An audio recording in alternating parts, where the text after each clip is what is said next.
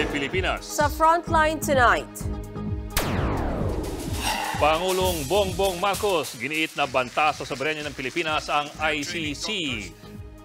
Habang si Vice President Sara Duterte bumwelta sa pagdawit umano sa kanya sa ICC investigation kaugnay ng Davao Death Squad.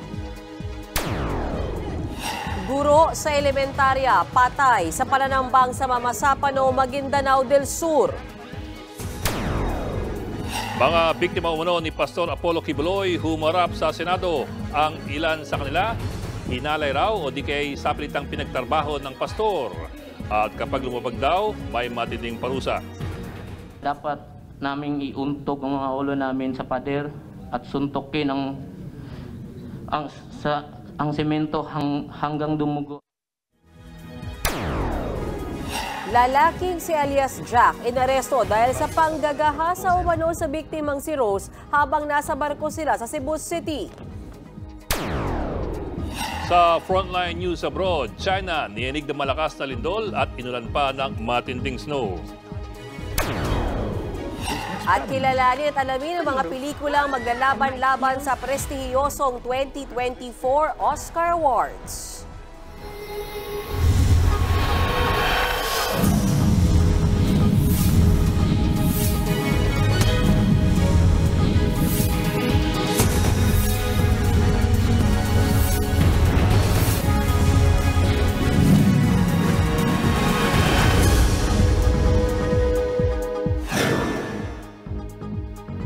Bawat gabi, iba-ibang babae ang pinagsasamantalan daw ni Pastor Apollo Kibuloy. Yan pong isiniwalat ng isa sa mga nagpakilalang biktima ng pastor. Bukod dyan, sa pilitang pinagbibenta ng produkto ang ilang miyembro ng Kingdom of Jesus Christ. At kapag sumuway, uutusan daw na iumpog ang ulo sa pader hanggang magdugo. Narito ang aking report. Pinagsamantalahan ako ni Pastor Kibuloy. Pinaniwala nila ako na hindi dapat questionin ang pagsasamantala niya dahil mali na questionin ng ama. Yan ang ibinunyag ni alias Amanda sa pagdinig ng Senate Committee on Women and Children ngayong araw, kaugnay ng mga sinasabing pang-aabuso sa Kingdom of Jesus Christ. 12 taong gulang lang siya nang magsimulang magsimba ang kanilang pamilya sa KOJC. At sa edad na 13 anyos, naging aktibong miyembro na raw si alias Amanda ng samahan. Dito na nagsimula yung pamamalimos kung kani-kanino, pangangaroling, pagbebenta ng OTAP at yung pagbibigay ng mga sobre para sa mag-solicit. Wala kaming magawa, kundi sundin ang coordinator. 16 years old daw si alias Amanda nang maging full-time worker sa KOJC, kapalit ng ilang benepisyo. Ang sabi sa amin, bibigyan kami ng libreng paaral sa Jose Maria College or JMC. At magkakaroon ng allowance, may free board and lodging. Ang sabi pa, magiging party daw kami ng choir group ni Kibuloy. Makapag-travel daw kami ng libre.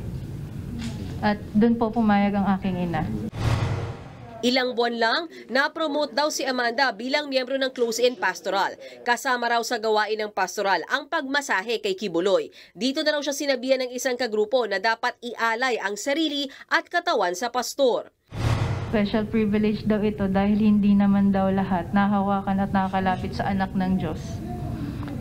Sabi niya pa, wag ko daw pagdudahan ang anuman ng mangyayari sa loob ng kwarto kasama si Kibuloy. Isang gabi, pinaligo at pinaghanda raw si Amanda bago masahiin si Kibuloy. Binigyan ako ng isang t-shirt na may botones at pajama pants.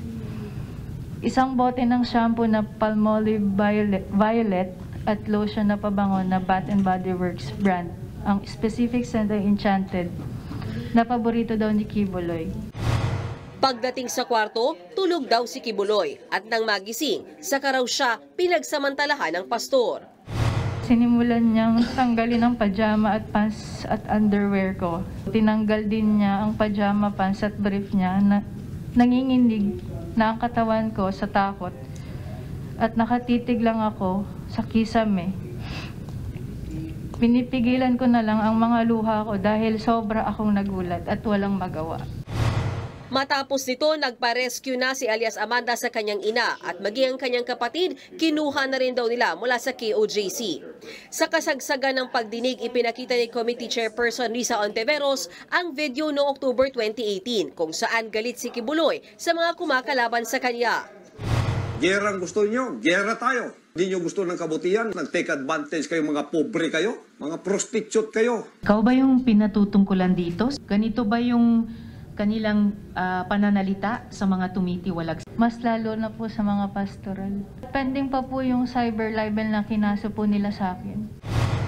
Dalawa pang Ukrainian na dating miyembro ng KOJC ang nagsiwalat pa ng mga umano'y pang-aabuso ni Kibuloy. Isa rito si alias Nina. It's called night duty. Like us, every time I go there, I was like praying that he will be just sleeping and not touching me. One time at night, he came to me to my room to have a sex, and I was crying. I said that I don't want, and he got mad at me. He said like, "You are going to hell because of that." Ilang lalaking dating miyembro naman na pinagsusulisit habang nagpapanggap na estudyante ang nagkwento rin ng dinanas na hirap nila tuwing sila'y pinaparusahan. Dapat naming iuntog ang mga ulo namin sa pader at suntukin ang semento hanggang dumugo ang ulo at kamay namin. Dapat din daw namin lagyan ng sila sa mga sili sa mata at bibig at ang ari namin. Wala si Kibuloy para sumagot sa mga akusasyon. Present ang kanyang abogado pero hindi siya pinagsalita ni Ontiveros dahil ang pastor daw ang personal na dapat sumagot sa mga alegasyon laban sa kanya. Dalawang imbitasyon pa raw ang ipinadala ng Senado para kay Apollo Kibuloy pero imbis na dumalo sa pagdinig, nagpadala na lamang siya ng sulat na naka-address kay Senate President Zubiri. Nagdesisyon naman si Senator Ontiveros na ipasabina na si Kibuloy para humarap siya sa susunod na pagdinig ng Senado. Hindi po kayo anak ng Diyos na exempt sa otoridad. Kawalan ng galang sa buong institusyon ng Senado ang inyong pagtangging humarap. Maglalabas pa ng ibang testigo ang komite sa susunod na pagdinig kaugnay sa di umano'y pang-aabuso ni Kibuloy. Kinundan na ng grupo ng mga guro ang pananambang sa isa nilang kasamaan sa Mama Sapano, Maguindanao del Sur. Nasa frontline na balitang yan si Gary De Leon. Patay na ng datnan ng mga otoridad ang isang lalaki sa Mama Sapano, Maguindanao del Sur, pasado alas 2 ng hapon kahapon. Siya si Mama Dato Dalandas, ang head teacher ng Dato Texan Elementary School sa Sultan Baraongis. Sa investigasyon ng pulisya, pauwi na si Dalandas sa kanyang bahay sakay ng motorsiklo nang biglasang tambangan at pagbabarilin ng hindi pa nakikilalang suspect. Dead on the spot ang biktima. Upon reaching in front of the barangay Mang Crawling, Mama Sapano Health Center, doon po siya binaril, ma'am. He was shot, suddenly shot by unidentified suspect. 16 multiple gunshot wounds, ma'am, in his body. Inabangan lang po. Okay. Malamang, ganun po. Hindi patukoy ang pagkakakilanlan ng suspect. Nagsasagawa na ng follow-up operation ng pulisya. Iniimbestigahan na rin kung may nakaalitan ba ang biktima. Sa ngayon kasi, palaisipan pa ang motibo sa krimen. Ang insidente ng pamamaril, agad kinundina ng Ministry of Basic Higher and Technical Education ng Bangsamoro Autonomous Region in Muslim Mindanao o BARM. Ayon sa kanilang minister na si Mogher Iqbal, pinamamadali na nila ang investigasyon sa anilay kasuklam-suklam na pamamaril. Wala raw lugar sa educational institution ng BARM ang mga karahasan. Mariin din nilang tinututulan ng mga brutal na insidenteng gaya nito. Nagbabalita mula sa frontline, Gary De Leon, News 5. Tinambangan din ng isang negosyante sa Santo Tomas, Batangas. Mga nakamotorsiklong salarin ang dumali sa biktimang si Jennifer Amante. Sugatan naman ang kasamahan niya si Arlene Manzanilla. Nakasakay sila ng SUV ng buntutan ng mga salaring riding in tandem. Nang makatsyempo sa pinagbabaril ang mga biktima, 3 bala ang tumama sa negosyante. Nasa ospital naman si Manzanilla. Tinutugis na ang mga salarin at inaalam ang kanilang motibo. Bumuelta si Vice President Sara Duterte sa umunay pag-iimbestiga ng ICC sa kanya dahil sa Davao Death Squad. Hindi niya raw kailangan ng Death Squad para sa mga bagay na kaya naman daw niyang gawin. Habang si Pangulong Bongbong Marcos naman, banta sa ating soberenya ang turing ng ICC. Nasa frontline ng balitang yan si Maricel Halili. Let me say this for the 100th time. I do not recognize the jurisdiction of ICC in the Philippines. Ito ang diretsahang binigyang diin ni Pangulong Bongbong Marcos kaugnay ng investigasyon ng International Criminal Court kaugnay ng drug war ng nagdaang administrasyong Duterte. Kasunod yan ang revelasyon ni dating Senador Antonio Trillanes na bilang na ang mga araw ni dating Pangulong Rodrigo Duterte bago maaresto. Nakatapak na kasi aniya sa Pilipinas ang ICC investigators para magsiyasat. Hinamon din ni Senador Ronald Bato de la Rosa ang palasyo kahapon na linawin kung gusto silang paimbestigahan at ipakulong ng administrasyon. Pero giit ng Pangulo na nanatili ang posisyon ng gobyerno na walang jurisdiksyon sa Pilipinas ang ICC. Inutos din niya sa lahat ng ahensya na huwag tulungan ng ICC. I consider it as a threat to our sovereignty. Therefore, the Philippine government will not lift a finger to help any investigation that the ICC conducts. However, as ordinary people, they can come and visit the Philippines. Pero hindi kami tutulong sa kanila. Nilinaw din ng Department of Justice na wala silang natatanggap na anumang impormasyon na nasa Pilipinas na ang sino mang kinatawa ng ICC para mag-imbestiga sa sinasabing human rights violations noong panahon ni dating Pangulong Duterte. Wala raw basihan ng investigasyon ng ICC dahil napatunayan naman ng Pilipinas may kakayahan ng ating gobyerno na magsagawa ng sariling pagsisiyasat. Bukod dyan, isiniwalat din ni Trillanes sa isang panayam na may mga ebidensya raw na nagtuturo kay Vice President Sara Duterte na siyang nag-aproba umano sa tokhang noong siya pa ang mayor ng Davao City. Kabilang dyan ang Davao Death Squad na responsable raw sa umano'y extrajudicial killings. Sagot ni VP Sara, bigla na lang daw nagkaroon ng testigo laban sa kanya kung kailan Vice President na siya at ngayon ay nasama na siya sa mga akusado ng ICC. Hindi niya raw kailangan ng death squad para sa mga bagay na kaya niya raw gawin.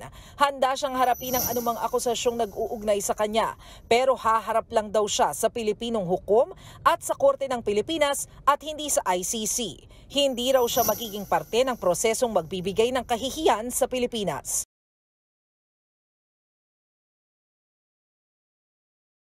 Sa pinanghuling pahayag ni Pangulong Marcos tungkol sa International Criminal Court, malinaw na walang asang tulong ang ICC sa gobyerno ng Pilipinas. Pero sa mga mapagmatsyag, kapansin-pansin ang unti-unting pag-iba ng posisyon ng Pilipinas sa issue ng ICC. Sa kanyang pahayag nitong Martes, ginit ang Pangulo na hindi pa rin kinikilala ng Pilipinas ang jurisdiksyon ng ICC at hindi ito tutulong kailanman sa investigasyon. Ang dagdag pa ng Pangulo, ang investigasyon ng ICC ay banta sa soberenya ng Pilipinas. Pero ang pahabol ng Pangulo, maaring dumalaw ang mga miyembro ng International Criminal Court sa Pilipinas bilang ordinaryong mga tao. Totoo naman na pwede yan, pero ang pagigiit ng Pangulo niyan ay makahulugan na rin. Balikan po natin mga posisyon ng pamahalaan sa ICC sa nakaraang taon at kalahati. Agosto 2022, isang buwan matapos maupo sa Malacanang, sinabi ng Pangulo na walang balak ang Pilipinas bumalik sa ICC. Marso ng 2023, dagdag ng Pangulo, completely disengaged na tayo sa ICC. Katunayan, Abril ng 2023, may pagbabanta si Justice Secretary Boying Remulla kung meron daw lumapag na miyembro o investigador ng ICC dito sa bansa. Personal po niyang sasalubungin ito sa airport at i-deport niya agad. Dagdag pa ni Remulla, pag magsagawa ng investigasyon ng ICC dito sa Pilipinas, guilty pa sila ng usurpation of authority. Mayo 2023, parang nagbago ang tono. Sa unang pagkakataon, tila pinahapyawan ng Pangulo ang war on drugs ni dating Pangulong Rodrigo Duterte na sobrahan daw ang focus sa law enforcement kaya't nagkaroon daw ng mga paglabag at pang-aabuso. Ito pa, susunod na buwan, si Justice Secretary Boying Remulla hindi lang umamin na nagkaroon ng extrajudicial killings or EJK. Ang sinabi pa niya sa programang The Chiefs na may mga pulis na gustong tumestigo tungkol sa EJK dahil napilitan lamang daw sila o naipit sa mga pangyayari. At gusto raw nilang mag-state witness pero hindi ito pinapayagan ng batas. Nobyembre 2023, nagbago rin ang ihip ng hangin sa Kongreso. Pinasa ng House Committees on Justice and Human Rights ang Resolution 1477 para himukin ng gobyerno na makipagtulungan sa ICC investigation. At bago matapos ang buwan, marami ang nagulat ng sabihin ng Pangulo na pinag-aaralan ng gobyerno kung ibabalik ang Pilipinas sa ilalim ng ICC at pagsali muli sa Rome Statute. Bagamat understudy pa lamang ito, malaking bagay na pinag-aaralan na ito ng Malacanang. At itong buwan lamang sa interview sa Kyodo News Agency, talagang nagbago na ang tono ni Secretary Remulla. Kung dati deportation agad ang usapan, ngayon ayos lamang daw na nandito sila kung nangangalap lamang sila ng ebidensya. Basta wala raw silang nilalabag na batas, wala raw problema. Kaya't ang dating legal counsel ni Pangulong Duterte ang mismong umalma. Kung papayagan daw ito ni Remulla, paglabag daw ito sa ating soberanya at kahiya-hiya raw na pagsuko ng ating bansa. Ito pang isang mainit na issue. Sama-samang kinontra ng lahat ng senador ang People's Initiative para sa charter change na anilay lulusaw sa boses ng Senado. Narito ang aking report. This Senate of the people will not allow itself to be silenced. Opisyal ng kinontra ng Senado ang pagsusulong ng People's Initiative sa pamamagitan ng isang manifesto. Si Senate President Mig Zubiri mismo ang nagbasa ng manifesto kanina bilang pagtindig laban sa inisyatibo para sa pag-amyenda ng 1987 Constitution o Charter Change na isinusulong ngayon sa Kamara. Pirmado ito ng lahat ng 24 na senador. Sa isinusulong kasi na People's Initiative, target na gawing joint voting ang Senado at Kongreso sa mga susunod na pag-amyenda sa saligang batas.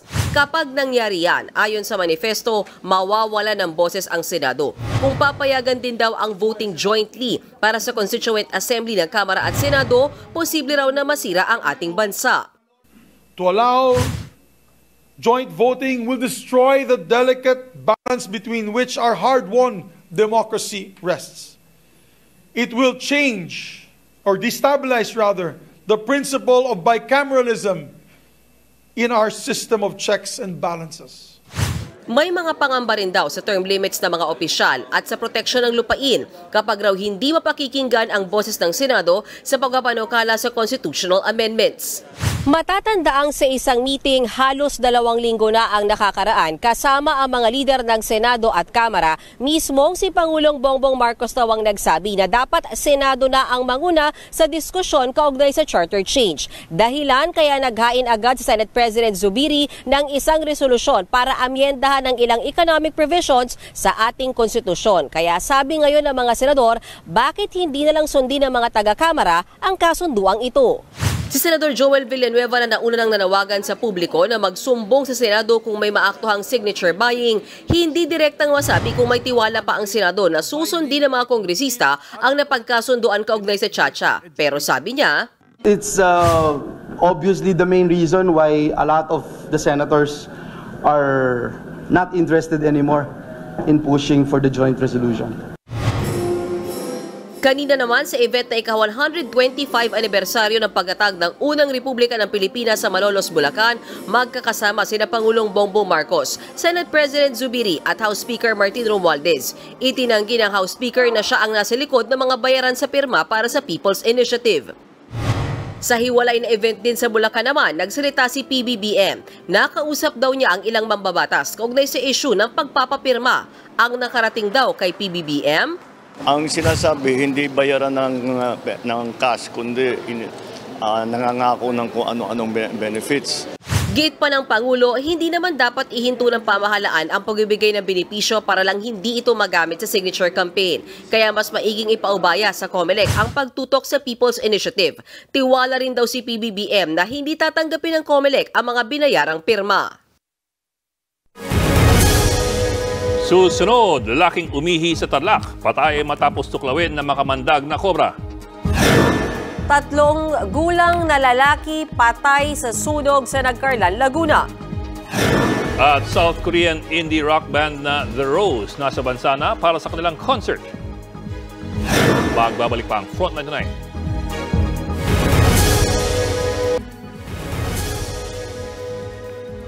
Patay sa sunog ang 3 taong gulang na lalaki sa Nagcarlan, Laguna. Alas 4 kaninang hapon nang masunog ang isang bahay sa Barangay Poblacion 1. Mabilis namang naapula ang apoy pero hindi na nasagi pa ang bata. Patay na siyang natagpuan ng mga bumbero. Inaalam pa ang sanhi ng sunog at ang kabuang halaga ng pinsala. Tulong para sa mga kinakapos ang ayuda ng gobyerno. Pero pati yan, pinag-iinteresan at harap-harapang kinukupit sa mga benepisyaryong inagawan ng ayuda. Nasa frontline na balitang yan si Camille Samonte.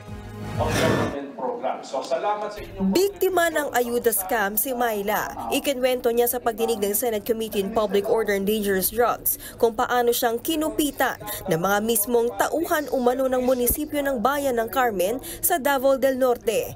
Benepisyaryo ng DSW Educational Financial Assistance si Myla. 10,000 piso ang ayudang dapat niyang maiuwi, pero kinupitan daw ito at 1,000 na lang ang napasa kanya. Pinapunta kami dun sa isang kwarto. Akala namin pag nakuha na namin yung pera, pwede na kami makalabas. Hindi. Pinapunta po kami dun sa isang kwarto kung saan may tao po dun na kukolektahin yung pera. Wala raw nagawa si Myla at ang iba pang benepisyaryo. Ang pagnanakaw sa ayuda, kinumpirma ng mga mismong namimigay at nagkakaltas sa perang hindi naman kanila. Tumestigo sila sa Senado at umamin sa scam. Kada araw umaabot sa 190,000 pesos ang kinakaltas nila sa pera ng mga benepisyaryo ng DSWD at DOLE. Pagbubulgar ng mga testigo, staff umano ni Davao del Norte Vice Governor Oyo Uy ang nag-utos sa kanilang mangupit. May mga pagkakataong namimeke pangaraw sila ng ID para i-claim ang mga ayudang hindi pa nakukuha. Ang bagong scheme ni Ma'am, photos din po yun daw ni Sir Oyo, galing po kay Ma'am Fair. Sabi ni Ma'am Fair sa amin na kami na po yung mag-claim. May mga ID ako na yung isang mukha ko pero iba-ibang pangalan po. 2021 pa raw nila ginagawa ang ayuda scam. Pinabulaan na naman yan ni Vice Governor Uy. He is not part of my staff. I don't know him. I forgot already his name. So I will just take note and I will make a separate investigation. But as to the allegations with regards to the when was that? 2020-21. Again, I reiterate, I'm not yet a public official at the time. Dumistansya rin ng DSWD at giniit na wala silang tauhang kasama sa pagbibigay ng educational financial assistance. Mga LGU raw ang inatasang mamigay ng ayuda. Iimbitehan sa susunod na pagdinig ang ilang pang opisyal ng munisipyo na may alim din daw sa ayuda scam. Nagbabalita mula sa Frontline, Camille Samonte, News 5. Gusto lang daw makapag-relax ni Pangulong Bongbong Marcos kaya siya nanood ng concert ng Coldplay. Sa panayam kay PBBM kanina, sinabi niyang music lover at fan daw siya ng banda. Kaya naman hindi niya pinalampas sa mapanood ng kanilang concert.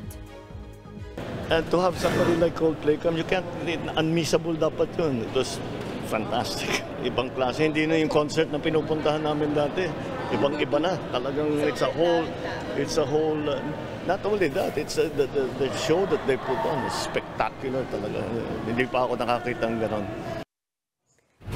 Pinuna naman ni Coldplay vocalist Chris Martin sa harap mismo ng Pangulo ang matinding traffic sa Metro Manila kasabay ng 2 gabing concert. Kaya tuloy marami ring pumuna sa pagsakay ni PBBM sa helicopter para makapunta sa Philippine Arena.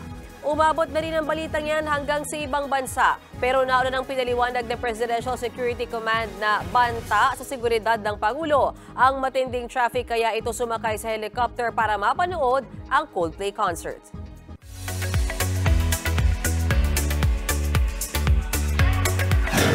Showbiz Tonight na tayo. Sa mga pinipili dyan o kahit hindi pinipili sa araw-araw, malapit nang mapapanood ang One More Chance the Musical, tampok ang mga kanta ng Ben and Ben. Sa poster na inilabas ng Philippine Educational Theater Association, sa April 12 na ito magsisimula hanggang June 16. Gaganapin yan sa PETA Theater Center sa Quezon City. Hango ang musical sa kwento ni Popoy at Basha sa sikat na 2007 Pinoy rom-com film na One More Chance. Pero ang catch, doble kilig ito dahil sa mga kanta ng folk pop band na Ben and Ben na may hugot. Narito na sa bansa ang Korean indie pop band na The Rose. Sa post ng Philippine Concerts, magkasamang dumating ang mga miyembro nitong sina Woo-sung, Do-jun, Ha-jun at Jae-young. Nakatakda silang mag-concert this Friday sa Smart Araneta Coliseum para sa kanilang Asia tour na Dawn to Dusk. Bad news naman sa Pinoy fans si Rowoon dahil kanselado ang fan meeting na An Ordinary Day sa Manila at Hong Kong. Dahil yan sa di inaasang pangyayari base sa pahayag ng kanyang concert organizer. Nagsorry na rin sa mga fans. Magre-refund pa rin naman daw ang mga nabiling ticket. Bukod sa pagiging SF9 member, bumida rin si Rowan sa mga sikat na K-drama gaya ng Extraordinary You at Tomorrow. Patikim pa lang yan sa ating showbiz tonight at dyan lang kayo mga kapatid. Susunod, truck ng bumbero sa Amerika nadula sa nagyayelong kalsada.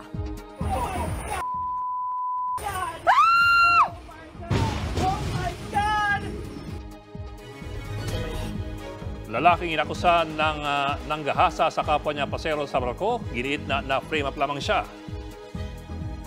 At kilalanin ang mga nominado sa 2024 Academy Awards.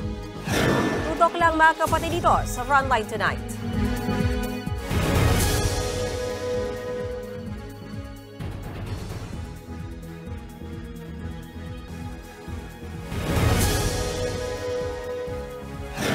Inaresto ang isa pang Pilipino na kasabwat umano sa karumaldumal na pagpatay sa mag-asawang Hapon sa Tokyo, Japan. Lunes ng gabi ng arestuhin ng 34 anyo sa si Brian Jefferson de la Cruz.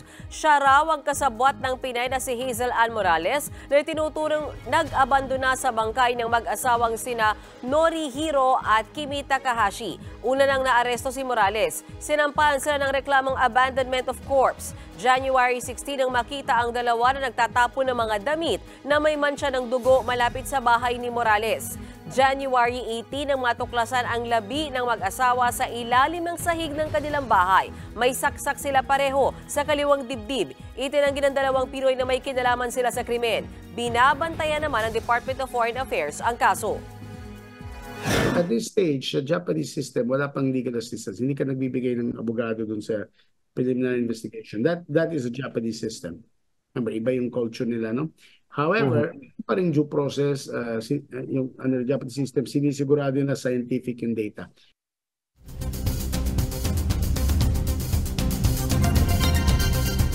Matapos ang landslide, lindol naman ngayon at matinding snowfall ang nararanasan sa China. Maraming bahay ang napinsala.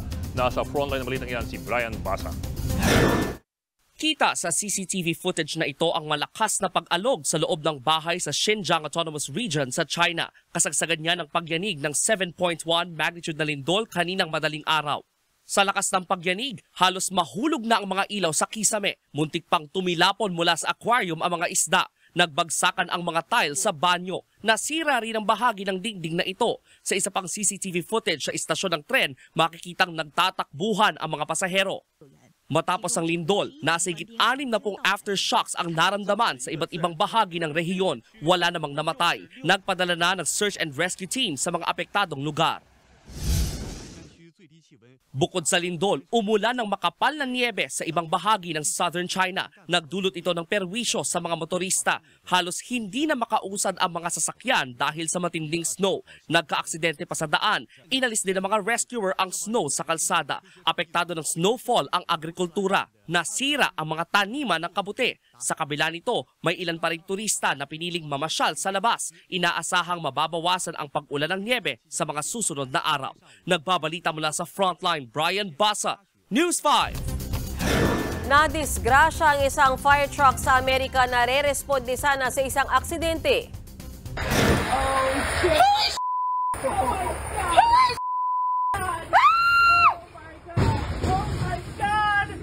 Oh my gosh! Umikot-ikot ang fire truck hanggang sa bumangga ito sa kotse na naunang nakabangga ng isa pang kotse. Ayon sa rumisponding bombero, papunta sana ang fire truck sa dalawang kotse na nagsalpukan. Nadulas ito sa nagyelong kalsada at nawala ng kontrol. Wala naman malubhang nasaktan sa aksidente.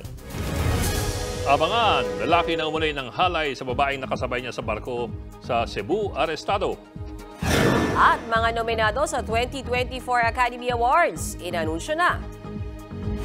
Tuloy-tuloy ang balitaan dito sa Frontline Tonight.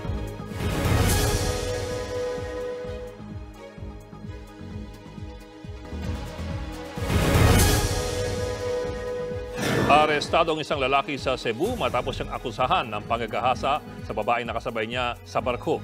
Nasa Frontline ng balitang yan si John Arawa.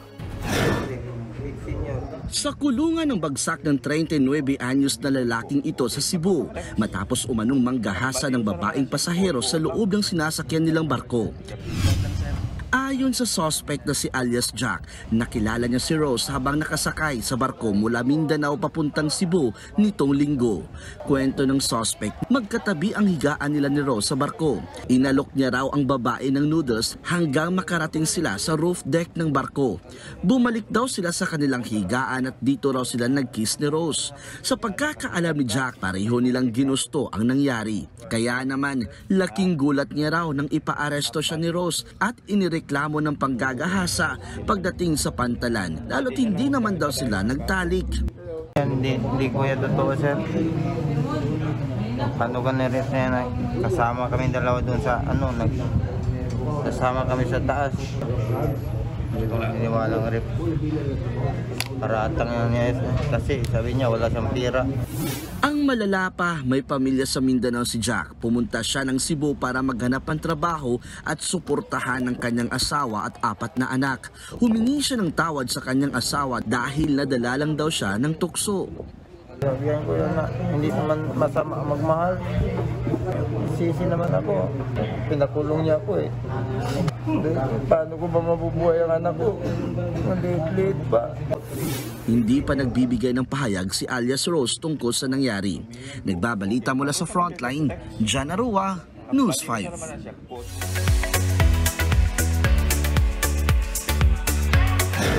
Heto ang isa pang chika. Star-studded ang premiere night ng first major film ni Donnie Pangilinan na Gigi. At may isa pang surpresang bumisita. Silipin natin yan sa report ni MJ Marfori. Nag-uumapaw sa kilig at hiyawan ang grand premiere night ng first major film ni Can't Buy Me Love star Donnie Pangilinan na Gigi o Good Game. Kasama ni Donnie ang mom niya na si Maricel Laksa na bida rin sa pelikula. Pero mas kinilig at naghiyawan ang fans nang biglang dumating si Bel Mariano. Parang na third wheel na fourth wheel kami rito. Your message of support na lang for Donnie. Ngayon pa lang, I'm so proud of you and I can't wait to watch the movie. I'm so excited dito. Galing pa taping yan. Diretso, galing pa taping. Bukod kay Belle, syempre, present din ang co-star niya sa Can't Buy Me Love na si Anthony Jennings aka Snoop na pinagkaguluhan din sa red carpet at nag-a-adjust pa raw sa newfound kasikatan dahil sa tambalan nila ni Maris Racal aka Irene Q sa serye. Speechless ako eh. Actually, gulat ako. Hindi ko na maalam na ganito eh. Present din sa premiere night ang fresh grad ng senior high na si Andrea Brillantes. Bukod sa kapatid / kapamilya colleagues, present naman ang uncle ni Donnie na si Kiko Pangilinan. All out support daw sila para kay Donnie. Syempre, hindi pa pahuli ang fans, lalo top 4 na trending sa Pilipinas. Sa X, si Donnie at ang kanyang movie. Bagay na ipinagpapasalamat ng Edboy. There are so many more opportunities for our esports players, our pro players, our streamers in this country that it's not given enough momentum, it's not given enough platforms to speak. Showing na bukas sa mga sinihan ng Gigi o Good Game. Ano? G? Nagbabalita mula sa Frontline. MJ Marfori, News 5. Sa Hollywood naman, inanunsyo na ang mga nominado sa prestigious 2024 Oscars. Nanguna ang pelikulang Oppenheimer with 13 nominations, kabilang ang Best Picture. Makakalaban niya ang isa pang blockbuster film na Barbie. Pati na ang American Fiction, Anatomy of a Fall, The Holdovers, Killers of the Flower Moon, Maestro, Past Lives, Poor Things at The Zone of Interest. Intense din ang labanan sa Best Lead Actor nina Bradley Cooper, Colman Domingo, Paul Giamatti, Cillian Murphy at Jeffrey Wright. Habang sa Best Lead Actress, magsushowdown dyan sina Annette Bening, Lily Gladstone, Sandra Huliel, Carey Mulligan at Emma Stone. Sa March 10 na ang awarding ng Oscars na gaganapin sa Dolby Theater sa Hollywood. At yan ang latest and hottest sa showbiz tonight. Ako si Jania Lipon. Happy Wednesday mga kapatid!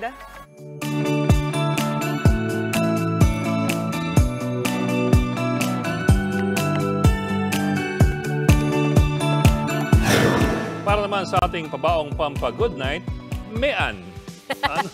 Ano? Anong ginagawa mo sa mga bouquet na binibigay sa'yo? Meron ba? Teka, may parinig siya. Ay, oo. Mahilig magbigay ang asawa ko ng bulaklak. May vase ako palagi. Tapos din ko vase.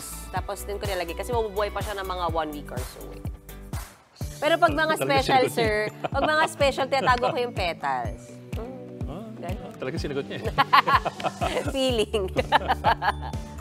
Okay. Ako pala to. Itong istorya natin tonight, ang isang babaeng itinago. Tawan-tawa kayo. Ang mga bouquet na galing sa kanyang boyfriend. Lahat. Intact pa mga bouquet. Kahit matagal na itong nakatago at lanta na ang mga bulaklak. Lahat daw ito inipon ni Jilin mula pa noong June 2022. Monthly daw kasi siyang binibigyan ng bulaklak ng kanyang boyfriend. So, she keeps tabs. Oo. Oo, para pag wala, away to. Joke lang. Away niya, away. Ayaw niya raw itong itapon dahil remembrance ito kung gaano siya kamahal ng kanyang boyfriend. Sa ngayon, umabot na sa 23 bouquets ang koleksyon niya. Mga girls, huwag i-pressure ang boyfriend ha. Para ni Jilin, hindi lang naman daw ito ang basihan ng love. Teka, June 2022 sila, dapat 19 bouquets pa lang yun kung monthly. Bakit nag-20 po? Baka may mga, may mga yung mga taste na may kasalanan. Ganyan yung nasawa ko. Ay, dumodoble. Yung palang sikreto talaga. So, alam mo na, Bok. Oo nga, ganun pa rin. Pag meron dyan sa may lobby, may kasalanan ka, no? Ganon. Pipitikin na para may, okay. Yan po, 45 minutes pag-imayos palagang headlines. Balitan at diskusyon para sa paghubog ng matalinong opinyon. Kami yung kasangga sa Balita. Ako po si Mean Los Baños. Ako naman po si Ed Lingao. Magandang gabi.